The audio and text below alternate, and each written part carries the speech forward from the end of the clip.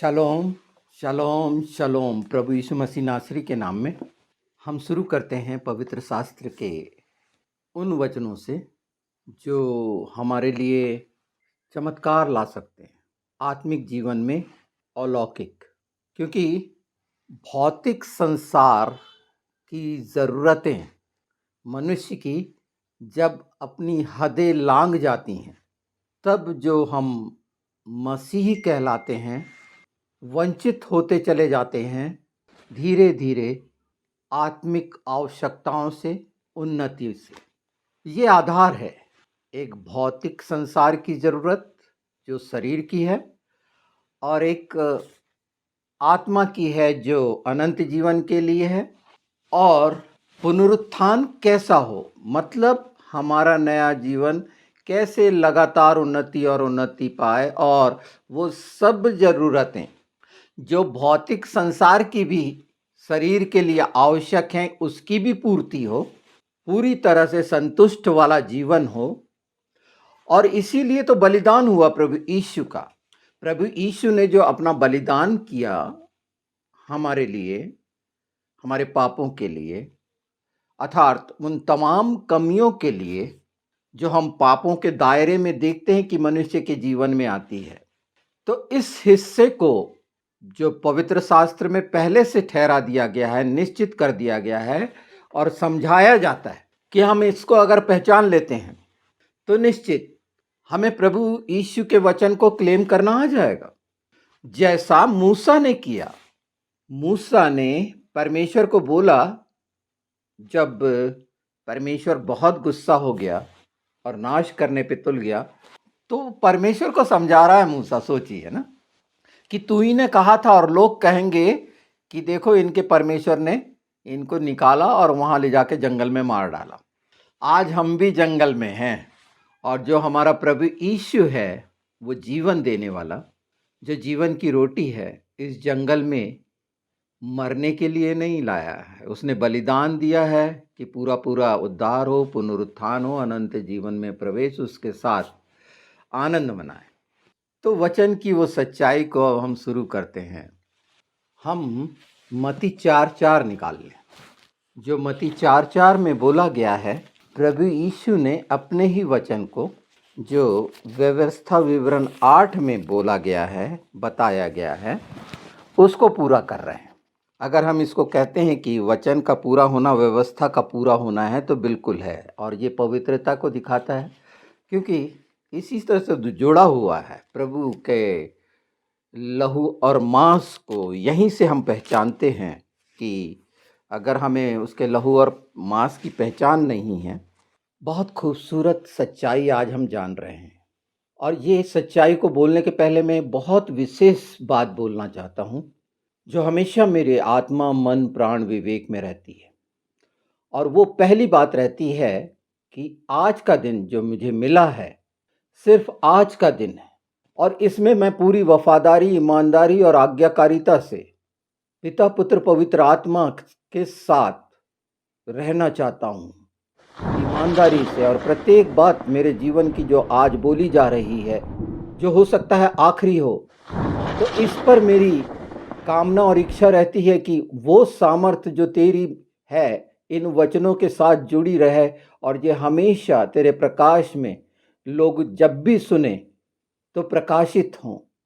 सुनने से वो अलौकिक आत्मिक चमत्कार उनके जीवन में काम करे, क्योंकि वचन के सुनने से ही होता है। विश्वास वचन के सुनने से ही आता है, और वचन का खुलासा पवित्र आत्मा के द्वारा है। तो अगर ये कामना, ये सर्वोत्तम कामना कि हमारे जीवन का आज आखिरी दिन है, तो प्रत्येक बात में मुझे कितना ईमानदार, आज्ञाकारिता से प्रभु की उपस्थिति में रहना चाहिए, और उस उपस्थिति में हम सब पा सकते हैं।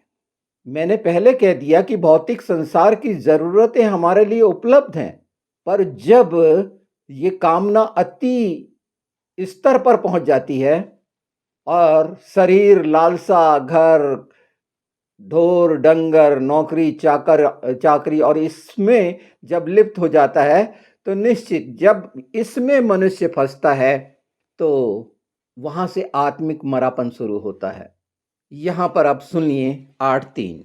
उसने तुझको नम्र बनाया और भूखा भी होने दिया, फिर वह मन्ना जिसे तू और न तेरे पुरखा ही जानते थे, वही तुझको खिलाया, इसलिए कि वह तुझको सिखाए कि मनुष्य केवल रोटी ही से नहीं जीवित रहता, परंतु जो जो वचन यहोवा के मुंह से निकलते हैं उन्हीं से वह जीवित रहता है।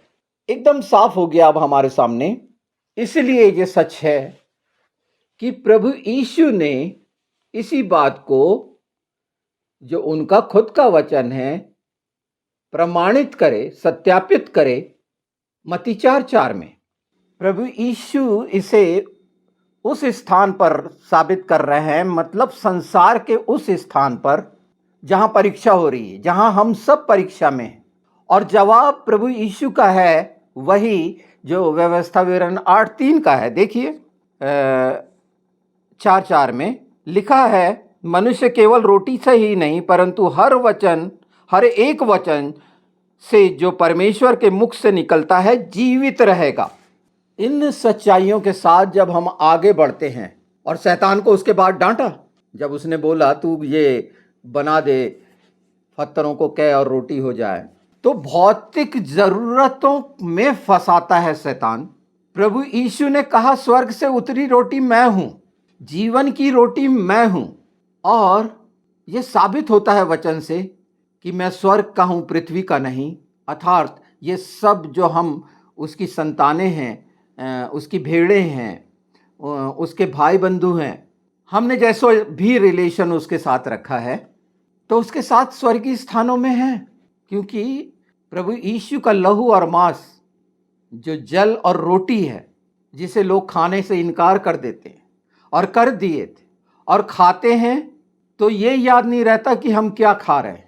ये बात स्मरण दिला रहा हूं, ये 8:3 से, कि हम स्मरण करें कि जीवित प्रभु भोज की वो रोटी लेने से घुटने टेक कर याद करना कि हमने रोटी खा ली नहीं, याद करना ये है, इससे याद रखना है कि वो जो वचन परमेश्वर के मुंह से निकलता है उससे हम जीवित रहेंगे अनंत काल तक। और भौतिक संसार की जरूरतें परमेश्वर ने अपने वचन में ठहराई है, और अगर हम उसे क्लेम करते हैं वचन के अनुसार ये इच्छा और जरूरतों से, तो वो पूरी होगी। हर सब प्रकार की आशीष, सब प्रकार का अनुग्रह, और क्या चाहिए एक इंसान को कि वो सब बातें पा सकता है, उसके साथ, उसके बगैर नहीं। हम भौतिक संसार में उन्नति करके आत्मिक जीवन की उन्नति कर लेंगे, ये बिल्कुल असंभव है। इसीलिए प्रभु ने कहे, यीशु ने, कि मूसा ने जो तुमको खिलाया था मन्ना, उसको खाने के बाद भी मर गए, वो भौतिक संसार का था। वहां आत्मिक संसार का मन्ना उन्हें नहीं मिला था। आत्मिक संसार का मन्ना प्रभु यीशु है जो हमेशा का जीवन देता है। देखिए प्रभु यीशु यहां पर कह रहे हैं, यूहन्ना 6:35, यीशु ने उनसे कहा जीवन की रोटी मैं हूं, जो मेरे पास आता है वह कभी भूखा ना होगा, और जो मुझ पर विश्वास करता है वह कभी प्यासा ना होगा। हमारा उद्धार विश्वास के द्वारा हुआ, और यही विश्वास को मजबूत करता है कि हमें योग्य करता है। पवित्र आत्मा के द्वारा ये वचन जब हम बोलते हैं और उन वचनों को कहकर, याद दिलाकर, जैसे मूसा ने याद दिलाया, हम वो तमाम बातें, चंगाई से लेकर हर बंधन का छुटकारा, हर गांठों का से छुटकारा, हर बुराइयों से छुटकारा, हर वो बात जिससे हम परेशान होते हैं और असफल होते हैं, वहां पर ये आशा का, सच्चाई का जीवित वचन कभी भूखा और प्यासा नहीं होगा। आधार बता दिया। अगर तमाम प्रकार की भूखों को शांत करना है तो उसके पास रहना है। यही बात हम देख सकते हैं निर्गमन में, इस बात को समझ सकते हैं देखकर। प्रभु यीशु ने उसको बहुत साफ करे हैं जो यहाँ पर है। एक बड़ी विशेष बात है, सुन लीजिए 16:4।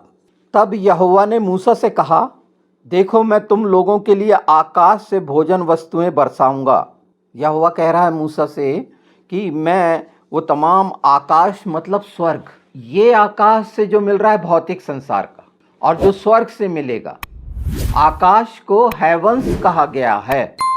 हेवंस पहला ही उत्पत्ति 1 में हेवंस है, सिर्फ आकाशों मतलब हेवंस मतलब स्वर्ग। और जो पैराडाइज की बात है वो एकदम अलग है, हिब्रू में शमाइम कहते हैं।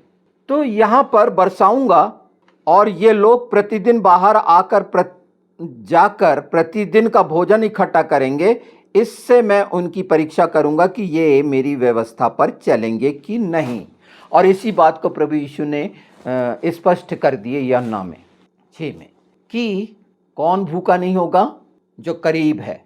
करीब है मतलब उसके साथ चल रहा है, उसके पीछे चल रहा है, उसकी सुन रहा है, वो भूखा और प्यासा नहीं रहेगा। वो तमाम स्वर्गीय आशीषें से परिपूर्ण होगा, और वो स्वर्गीय आशीषें से परिपूर्ण भौतिक संसार की आवश्यकताएं उसके सामने छोटी हो जाएंगी। ये स्वाद की बात है कि हमने वो स्वाद नहीं लिया है। हम आसपास जो शारीरिक आंखों से देख रहे हैं, वचन हमें पवित्र आत्मा के द्वारा इन आंखों को, अभी हमने पिछले समय देखा था वो 2 नामों के द्वारा, बछड़े की आंख और वो झरना, और 2 बकरी की, जहाँ पर वो जो ऐदन की आपने सुनेंगे, तो ये मुख्य है झरना, जहाँ पर भजन संहिता 23 भी हमको कितना स्पष्ट बताता है कि वो हरी हरी चराइयों में बैठाना और झरने की तरफ शीतल जल से तृप्त होना। ये ही है सब कुछ। हम कहाँ बैठे हैं, किसके साथ हैं, ये उस बात पर निर्भर करता है। नहीं तो 8 एक बार और देख लेते हैं हम। यहाँ जो हम देख रहे हैं 8:3 देखा था हमने, अब आगे चलते हैं, 11 देखते हैं। इसलिए सावधान रहना, कहीं ऐसा ना हो कि परमेश्वर यहोवा को भूलकर उसकी जो जो आज्ञा, नियम और विधि मैं आज तुमको सुनाता हूँ उनका मानना छोड़ दें। ऐसा ना हो कि जब तू खाकर तृप्त हो और अच्छे अच्छे घर बनाकर उसमें रहने लगे, और तेरे गाय बैलों और भेड़ बकरियों की बढ़ती हो, और तेरा सोना चांदी और तेरा सब प्रकार का धन बढ़ जाए, तब तेरे मन में अहंकार समा जाए और तू अपने परमेश्वर यहोवा को भूल जाए, जो तुझको दासत्व के घर अर्थात मिस्र से निकाल लाया है, और उस बड़े और भयानक जंगल में से ले आया है, जहां तेज विष वाले सर्प और बिच्छू हैं। जल रहित सूखे देश में से उसने तेरे लिए चकमक की चट्टान से जल निकाला। ये पढ़ते जाएं, और जंगल से मन्ना दिया, ये सब कुछ है। पर वो स्थिति में जो लोग पहुंच रहे हैं सांसारिक, शारीरिक, भौतिक आवश्यकताओं के कारण, कि जब वो अति हो जाती है उसकी, लोगों को देखकर मेरे पास ये हो वो हो, आप सोचिए कितना स्पष्ट, इससे साफ क्या होगा। सच्चाई से हम प्रभु यीशु की अधीनता में सब है, उसके नाम से उन बातों के, उन चमत्कार आपके हाथ में हैं, चमत्कार आपके जीवन में है, उसके साथ होने से, उस पर विश्वास करने से। प्रभु यीशु पर जिसने विश्वास किया वो कभी लज्जित नहीं हो सकता। और परीक्षाएं निश्चित हैं, और इन परीक्षाओं से जो प्रभु यीशु ने पूरी करी, हमें छुड़ा लिया है। हम जबरदस्ती उन 3 परीक्षाओं में घुस जाते हैं। भौतिक संसार की लालसा के कारण, मन के वो हिस्से के कारण, कई बातों की समझ नहीं रहने के कारण, कि जैसे हम प्रभु भोज हमेशा ले रहे हैं। मैं कह रहा हर दिन प्रभु भोज लो। हर दिन का प्रभु भोज लेने का मतलब है उस वचन को जो आज हम सुन रहे हैं, परमेश्वर के सामने, यीशु के सामने, पवित्र आत्मा के द्वारा उस पर स्थिर रहना, और ये समझ के साथ कि ये भौतिक संसार की हैं, ये मुझे ऐसे ही उपलब्ध हैं, परमेश्वर के लिए असाधारण नहीं है, असंभव नहीं है, वो मेरे जीवन में काम करेगा। विश्वास का स्तर, क्योंकि ये बात बोल दी गई है, वचन अपने आप में विश्वास है। उस वचन को जब हम क्लेम करते हैं कि प्रभु यीशु तूने ऐसा कहा है, और जो आवश्यकताएं हैं, ये कमियां तू सब देख रहा है, और भौतिक संसार की लालसा से प्रेरित होकर तो प्रताड़ित होते रहेंगे। परमेश्वर अर्थात प्रभु यीशु, पवित्र आत्मा ये सब कुछ जानते हैं, ये सब चीजें हमें योग्य करती हैं कि हम योग्य आराधना करें, उसे प्रसन्न करने वाली सचमुच में उसकी महिमा, स्तुति और बड़ाई करें। जब हमारे जीवन में ऐसे बड़े बड़े काम होते हुए हम देखेंगे, तो संसार से हटना, शरीर से हट जाना, पूरी तरह से अलग हो जाना, बिल्कुल मैं ऐसा नहीं कह रहा हूं। जो जरूरतें हैं उससे ज्यादा की लालसा करना कहां तक उचित है? अजीर्ण हो जाता है कोई भी चीज ज्यादा खा लें। इस बात की समझ पवित्र आत्मा दे रहे हैं, और ये सच्चाई का वचन हमें ये अंतिम समय में उन हिस्सों पर आगे बढ़ा रहा है जहां पवित्र आत्मा चाहते हैं, और ये सामर्थ्य के जीवित वचन जो प्रभु यीशु के हैं, ये पूरे पूरे अनुग्रह के द्वारा देधारी हैं। इसका आकार अपने जीवन में होने दीजिए। व्यर्थ की योजनाओं से कोई लाभ नहीं होगा, बल्कि शैतान परेशान करने के लिए आता है। जब इस तरह की परेशानी के लिए हम द्वार खोलते हैं, परेशानी का द्वार खोल देते हैं ना, तो वो बहुत जल्दी आता है, और फिर मन में नाना प्रकार की चीजें और शंका। कई लोग क्यों चंगे नहीं हो पा रहे हैं? क्यों कठिनाइयां हैं? क्या कुछ कमी है? नहीं, वो प्रभु से प्रेम करते हैं, पर कुछ बातें ऐसी हैं जो समझना जरूरी है कि अब वो हमारे पास, हमारे सामने, हमारे आसपास नहीं रह सकता दुष्ट। हम मौका दे देते हैं। तो ये समझ लीजिए, जीवन की जो सच्ची भूख है वो भौतिक आवश्यकताओं से पूरी नहीं होगी। भौतिक आवश्यकताओं की भूख लगातार लगातार वासना की ओर ले जाती है, व्यभिचार की ओर ले जाती है। पर आत्मा की भूख, तो आत्मा की रोटी, जीवन की रोटी, स्वर्ग से उतरी रोटी प्रभु यीशु है। तो इस भेद को, जो भौतिक संसार का है और आत्मिक भेद, और वो रोटी, मन्ना और जल हमारे लिए सरल है, क्योंकि वो प्रभु भोज में उसका लहू और हम मांस लेते हैं जो जल है। और आत्मिक रीति से ये सच्चाई के साथ है, पर भौतिक तरीके से उनके लिए कठिनाई है कि ये हमें अपना लहू और मांस खिलाता है। समाधान जो हुआ था मन्ना उस जंगल में अस्थायी था, पर प्रभु यीशु जो जीवन की रोटी है, पूर्ण परिपूर्ण समाधान, जिसमें सब कुछ है, सब प्रकार की आशीषें, हर चीज खत्म कर दी गई है और हर चीज उसकी अधीनता में है। प्रभु यीशु ने बोले थे ना कि ये चिंता नहीं करना कि क्या खाएंगे कल, कि कल क्या पहनेंगे, कल की चिंता कल का दिन कर लेगा। मैंने इस पे एक एपिसोड किया है, और ये बड़ा खूबसूरत है कि निश्चित कल की चिंता कल का दिन करेगा। आज के लिए आज का अनुग्रह, आज की आशीषें, आज का रोटी जो प्रभु यीशु है, स्वर्गीय मन्ना, और आज का जो जल है हमारे तृप्त करने के लिए, वो है। मेरा जीवन आज तक है। प्रभु की इच्छा होगी तो कल मेरी आंख खोलेगा, पर आज अगर मेरी आंख बंद होती है तो प्रभु यीशु में हो, उसके साथ हो, उन बातों की पूर्ति वो करेगा ही। जैसे मैं बोल रहा हूं इस समय, आप सुन रहे हैं, वैसे ही पिता, पुत्र, पवित्र आत्मा सुन रहे हैं। पवित्र आत्मा साथ हैं। यीशु हमारा महायाजक स्वर्ग में है, और उस सिंहासन पर पिता पुत्र दोनों सुन रहे हैं इस सुंदर सुगंध को, जीवन की सुगंध को, जो हम दूसरा कोरिन्थी 6 में पाते हैं ना, वो मृत्यु की गंध मैंने बोला है। ये बहुत साथ साथ लगातार पवित्र आत्मा जो हम पसंद करते हैं, हर कोई सुगंध पसंद करता है, तो वो सुन रहा है। तो निश्चित हम सब उससे जो प्रेम रखते हैं, उसको अपनाए हैं, उसके वचन को अपने ओठों के द्वारा उसे याद दिलाने की जरूरत नहीं है। प्रभु यीशु चाहते हैं, हमें याद है कि हम बोलें उस बात को, जैसे छोटे बच्चे को सिखाया जाता। और आप देखेंगे यहाँ आपकी कोई भी क्षमताएं काम करने वाली नहीं हैं। वचन का विश्वास, वचन पर विश्वास, यीशु पर विश्वास है। और जब इस तरह से हम सच्चाई से वचन की सच्चाई को जानते हुए बोलते हैं, हाँ, ये ध्यान रखना है कि ये भौतिक आवश्यकताओं के लिए बोल रहे हैं। परमेश्वर सब जांचता है ना, वो गूढ़ बातें भी जानता है आत्मा, परमेश्वर की, तो हमारी नहीं जानेगा कि मेरे हृदय में क्या हो रहा है। तो हृदय मेरा लबालब है आपके प्रेम में, वो प्रेम रखा हुआ है और आपके लिए ये वचन छुटकारे के और हर बात से परिपूर्ण होने के लिए इस इच्छा के साथ यीशु के नाम में मैं मांगता हूं, और उसे कोई नहीं रोक सकता। आप अगर लेने वाले बने हैं तो कोई नहीं रोक सकता।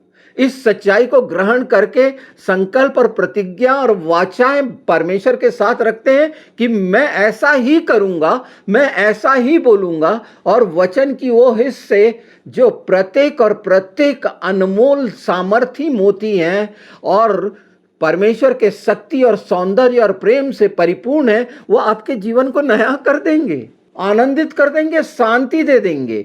बस बिल्कुल बोलने वाले बने। एक वारिश को अधिकार है, और अगर हम ऐसा बोल रहे हैं तो परमेश्वर की शान में कोई गुस्ताखी नहीं कर रहे हैं, और अगर हमारे जीवन से कुछ गलत भी हो जाता है तो वो माफ करने वाला, क्षमा करने वाला, क्योंकि हम निर्बल और लाचार हैं। पर उसके साथ बहुत सारी चिंताओं की, बातों की चिंता मत कर, कहा था मार्था को। प्रभु यीशु ने यही कहते, बहुत सारी चीज़ों की चिंता मत कर।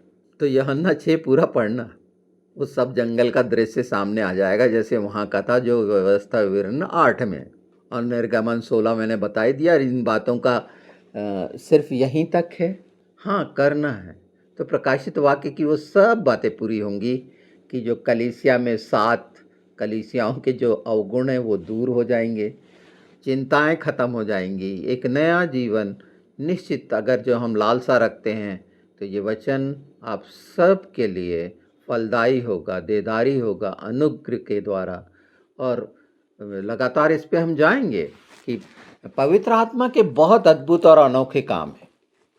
वो मुझे कैसे कैसे इस्तेमाल करता है, मैं अचंभित हूँ, मुझे तो पता भी नहीं रहता। और आत्मा उन चीज़ों को आपके लिए, जो एक शानदार मेज में परोसा हुआ भोजन मिला है, इसका स्वाद लीजिए, आप भी नमकीन बनिए, क्योंकि नमकीन भेंट वो पसंद करता है। हमें पृथ्वी का नमक ठहराया गया है ना, उसके द्वारा। तो ये बात पूरी हो जाएगी जो यूहन्ना 6:25 में अगर हम देखते हैं, तो अगर हम उसके राज्य की, उसकी धार्मिकता की खोज करेंगे तो ये सब वस्तुएं, तो ये उसके राज्य की वो बातें हैं जो वचन है, जो कहना है। खोज क्या है? यही तो है। उसकी धार्मिकता में हम ऑलरेडी हैं, तो हमें किस बात की परेशानी होनी चाहिए? आनंदित होइए आज के दिन। जब कहते हैं कि आज का दिन यहोवा ने बनाया है, उसमें हम आनंदित हों, तो इस वचन से भरपूर छलकते तक वो दे रहा है, उस अभिषेक में हम हैं। आप भी रहिए ना, और कोई नहीं रोक सकता। जब आप सुन रहे हैं तो कोई नहीं रोक सकता, यीशु के नाम में। और ये फैलना है, ये सुगंध फैलना ही है, और हर कोई सुगंध पसंद करता है। तो इस प्रतीक की भाषा को समझिए। पूरा जो हुआ वो यीशु में पूरा होगा, और निश्चित हम आगे जा ही रहे हैं इन बातों में। प्रभु भोज के समय विशेष ध्यान रखें, बिल्कुल उसकी संगति है स्मरण के लिए, ये प्रतीक है, पर असलियत आत्मा में उसके साथ भोजन करना, उसकी मेज पर भोजन करना, वचन की सच्चाई के साथ हम उसकी मेज पर ईमानदारी और आज्ञाकारिता से रह सकते हैं। उसने अपने पास बुलाया ही है कि तुम मेरी मेज में खाओ पियो हर दिन का, जब तक वो यहाँ पर ना आ जाए। और उसके बाद स्वर्गीय स्थानों में, तो स्वर्गीय मन्ना हर दिन के लिए रखा हुआ है, क्योंकि वो स्वर्गीय रोटी है। ये सच्चाई है जो मृत्यु पर जयवंत है, और हर बात के लिए वो विश्वास योग्य है। हमारी आशा और भरोसा इस सच्चाई की वो विश्वास योग्य है। हम चाहे कितने ही निर्बल कमज़ोर हैं, वो हमें बचाने के लिए आया है, और निश्चित हमारा पूरा पूरा छुटकारा हर रीति से इस सच्चाई से हो सकता है। और अगर हम भौतिक संसार की लालसा में पड़े हैं तो हमेशा भूखे और प्यासे रहेंगे। ये बात ध्यान रखिए। और अगर जीवन को आनंद और शांति से भरपूर और अपने परिवार को बढ़ते हुए और फलते फूलते देखना चाहते हैं, और लोगों के लिए आशीष का कारण बनते हैं, तो ये बात अपनी नज़रों के सामने रखिए कि ये चीज़ें जो मेरी पैदा हो रही हैं, और जो पैदा हो रही हैं वहाँ ये वचन आपको सँभालेगा कि वो उस गड्ढे में गिरने नहीं देगा, ठोकर नहीं खाने देगा। अंत में मैं एक बात कह रहा हूँ, 55 से ज़्यादा परसेंट है जिन्होंने सब्सक्राइब नहीं किया हुआ है या बेल आइकन नहीं दबाया हुआ है, जिसके कारण उन्हें नोटिफ़िकेशन नहीं मिलता है, वीडियो नहीं सुन पाते हैं। मेरे वीडियोज़ के कोई समय नहीं है कि एक इसी समय जब मुझे वक़्त मिलता है टेलीकास्ट के लिए, मैं बिल्कुल डाल देता हूँ। मैं इन चीज़ों पर विश्वास करने वाला नहीं हूँ, जो एल्गोरिदम होता है यूट्यूब का। मैं इस बात पर विश्वास करके कि पवित्र आत्मा के द्वारा आप सुनें, कभी भी सुनें, ये महत्वपूर्ण नहीं है मुझे कोई व्यूअर्स बढ़ाना, सब्सक्राइबर बढ़ाना, मोनेटाइज़ करना, कमाना-धमाना ये मेरा विषय नहीं है। और मैं संतुष्ट हूँ जितने हैं और जितने सुन रहे हैं, मैं जानता हूँ वो बहुतों के लिए बहुत फ़ायदेमंद होंगे। और इस तरह प्रभु मुझे बताता है तमाम प्रकार के एसएमएस मैसेज और दुनिया भर का करने से कि ये सब करने में मैं असक्षम हूँ, मेरे पास समय नहीं है, क्योंकि सारे काम मैं बार-बार बता रहा हूँ, इसीलिए परमेश्वर ने इस रीति से रखा है, ये भी उसकी खूबसूरती है। तो आप देखिए कि आप उसको कैसा कर सकते हैं, ये आपका अपना चैनल है, अनंत जीवन सत्य प्रकाश, जो हमेशा इस शिक्षा से जो यशायाह 60 के द्वारा है स्थापित है और परमेश्वर ने इसे रखा है। ये मैं नहीं जानता, दूसरे चैनल्स के बारे में मैं नहीं कहूँगा, पर ये अद्भुत, अनोखा और अकेला ऐसा है जहाँ पर जिसके कोई सदस्य नहीं है, जहाँ लेने की कोई इच्छा नहीं रखी गई है, जहाँ कभी लिया ही नहीं गया है, किसी से भी नहीं लिया गया है। ये परमेश्वर के द्वारा आपको दिया है, जो अनंत जीवन सत्य प्रकाश है और वो आपको मिल रहा है। परमेश्वर यहाँ लेने की इच्छा नहीं रख रहा है और इसीलिए ये फ़र्क है। तो अलग है ऐसा नहीं, जो वचन की सच्चाइयाँ मेरे द्वारा है वो उसे मैं कहूँगा। मैं दूसरों का नहीं जानता कि कौन क्या कह रहा है, कैसा कह रहा है। प्रभु की सच्चाई पवित्र आत्मा के द्वारा अगर है तो वो सच कह रहा है, सिर्फ़ और सिर्फ़ वो सच कह रहा है, ये मैं मानता हूँ, अगर वो पवित्र आत्मा के द्वारा है। तो इस बात का ध्यान रखिए और अपने उत्तरदायी समझिए, ज़िम्मेदारी समझिए कि ये खूबसूरत सच्चाइयाँ आपके हृदय के द्वारों को खोले कि आपके हाथ में स्वर्गीय फल हों, उन लोगों तक आपकी पहुँच हो। अपने मुँह को खोलिए इन सच्चाइयों के प्रगटीकरण के लिए, उसकी महिमा और स्तुति और बड़ाई के लिए। इससे बड़ी उसकी प्रशंसा और क्या होगी।